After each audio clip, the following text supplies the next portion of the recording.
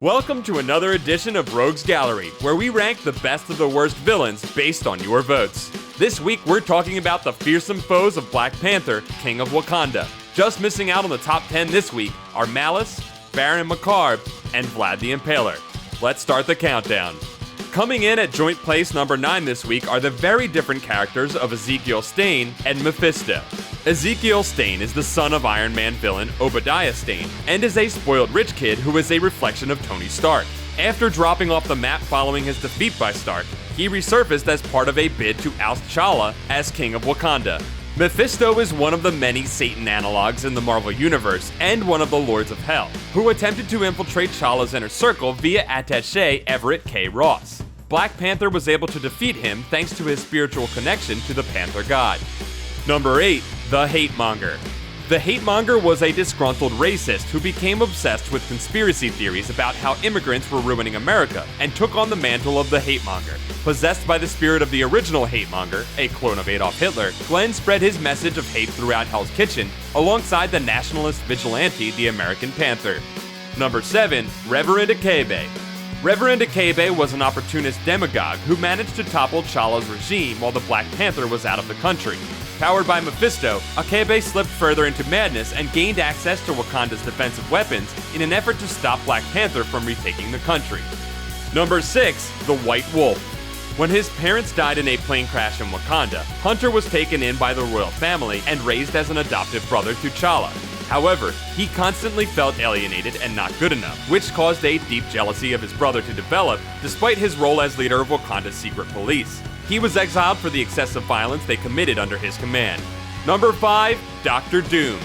Dr. Doom struck at Wakanda in an attempt to gain access to the country's rare vibranium, due to its ability to amplify magical energy, but he was rebuffed by the combined forces of T'Challa, Shuri, and other allies. However, it proved to be a Pyrrhic victory, the cost of the battle rendering the vibranium inert, destroying the country's main export and source of income.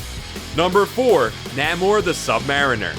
During the Avengers' war with the Phoenix-possessed X-Men, Namor struck back at the heroes by flooding the Golden City of Wakanda, drowning hundreds of thousands of innocent citizens.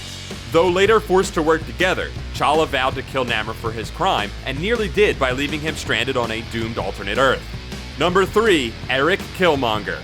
Killmonger was born in Wakanda under the name Unjaka, but was exiled from the country after his father was forced to fight and die in a failed coup. Raised in Harlem and taking the name Killmonger, he harbored a deep resentment of his native country and its royal family. He returned to Wakanda and became a subversive, with dreams of making Wakanda great again by ridding it of outside influences. Along with Baron Macabre, he attempted to overthrow the current regime, but was killed in the process, although he would later be resurrected by the Mandarin. Killmonger would later defeat Black Panther in combat and gain access to the heart-shaped herb, which grants all Black Panthers their power, but as he was not of the royal bloodline, it sent him into a coma. Since then, he recovered and took over the neighboring country of Uganda, but was killed before his next coup attempt could get underway. Number 2. Man-ape.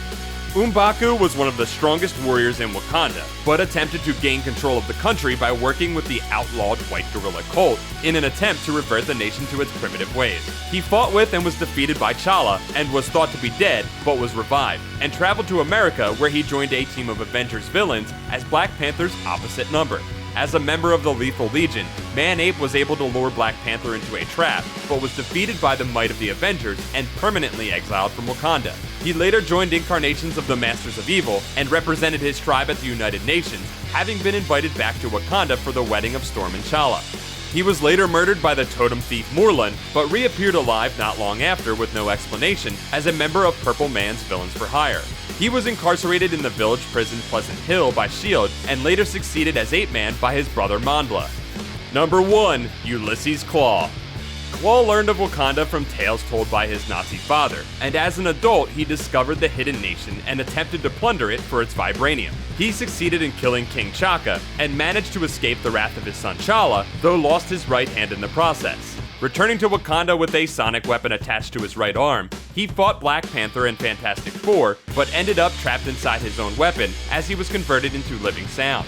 At some point, Claw lost most of his humanity, and it's unclear if he is the original or digital copy of himself. After being blasted into space by Dazzler, the villain never truly recovered, and it's possible the original sound waves that made up Ulysses' Claw are still out there, floating through the cosmos.